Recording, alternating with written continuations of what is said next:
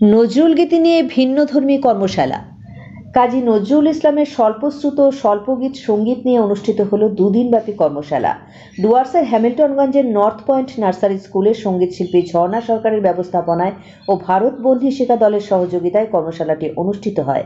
কর্মশালা পরিচালনা করেন কলকাতা থেকে আগত নজরুল গবেষক দীপা দাস। সহযোগিতায় ছিলেন সোমার সান্যাল চক্রবর্তী। কর্মশালা ঘিরে স্থানীয় নজরুল সঙ্গীত শিক্ষার্থীদের উৎসাহ ছিল চোখে পড়ার মতো। তাদের মতে হ্যামিল্টনগঞ্জের মতো ছোট জায়গায় এই ধরনের কর্মশালা এই প্রথম। তাদের দাবি মাঝে মধ্যেই যেন এই ধরনের উদ্যোগ গ্রহণ করা হয়। কর্মশালা শেষে সকল অংশগ্রহণকারীকে শংসাপত্র প্রদান করা হয় এবং স্থানীয় ও কলকাতা থেকে আগত শিল্পী মিতা ঘোষ, পম্পি সাহা ও সীমা রায় সমন্বয়ে একটি ঘরোয়া সাংস্কৃতিক অনুষ্ঠান পরিবেশন করা হয়।